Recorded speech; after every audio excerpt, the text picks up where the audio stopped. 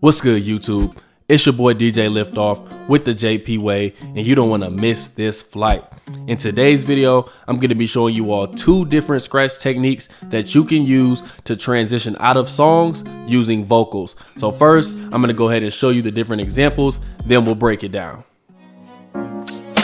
Been a long time, we shouldn't have left you without a dope beat. Step two, step two, step two, step two, step, step, step, step, step, step,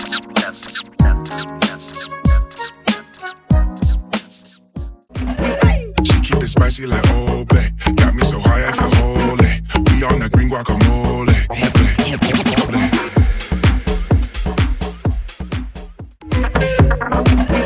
She keep it spicy like Old Bay. Got me so high I feel holy.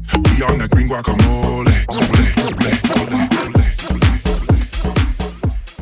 Alright DJs, those are both of the scratch techniques. As you can see, we use the echo and the reverb to complement each of those. And the first thing that you're going to want to know in order to perform this scratch technique is you're going to want to use tracks that have a clean vocal on the fourth bar in beat one.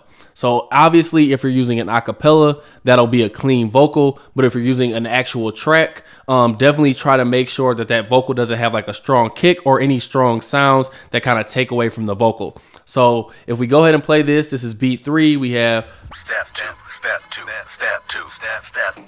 So right here on this step, this is going to be the fourth bar in beat 1. So all we're doing for the first transition is we're using echo. I have my beat set to 1 beat, which means it's just going to go 1, 2, 3, 4. It's going to echo on each beat.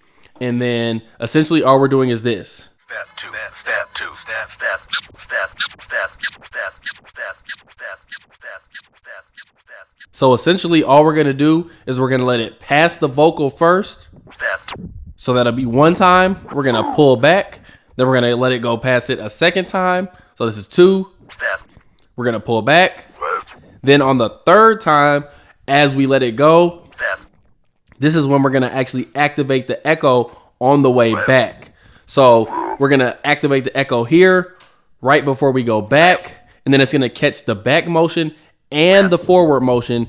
Then we're going to go ahead and take out our volume so we don't catch any more of the echo. So essentially all we want to echo is this.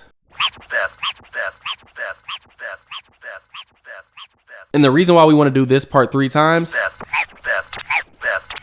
is pretty much to give us enough time to make sure our timing is perfect. Because once you activate that echo, you definitely want this part, this pullback, and then the let go as you're activating that echo to be perfect. Otherwise, it won't sound right. For example, Step, step, step, step, step, step. like there's a lot of different ways that you can make it not sound proper. So I would definitely come to beat 4, beat 1, and just practice this alone. 1, 2, 3, and just literally keep practicing that. Now for the second scratch technique, we're going to actually activate reverb for this. So as you can see, my level and depth is right at the middle and my reverb is set to 50%. We're going to be using the exact same timing or the exact same beat structure. So we're going to be finding a vocal that's on the 4th beat on or the 4th bar on beat 1. And all we're going to do here is this. Once it passes beat 4 bar 1, this is what we have. Step, step, step.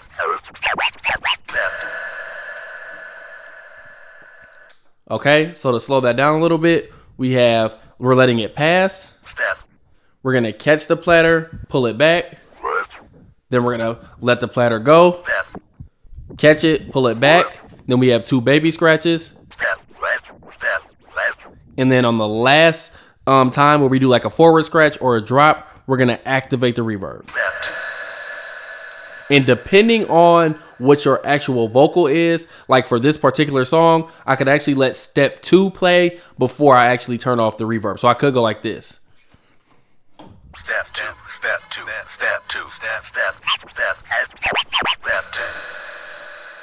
So it really just depends on you. You could do step or step 2 depending on your actual track. You might just want to do the one vocal right here. But if you do have another vocal that you can play, that definitely leaves you a little bit more flexibility. So in my second example, it's literally the exact same thing as the first example. So here is my bar 4, beat 1 that I was using as a vocal. And literally, if I was to do the exact same thing, it would sound just like this. We on that green guacamole.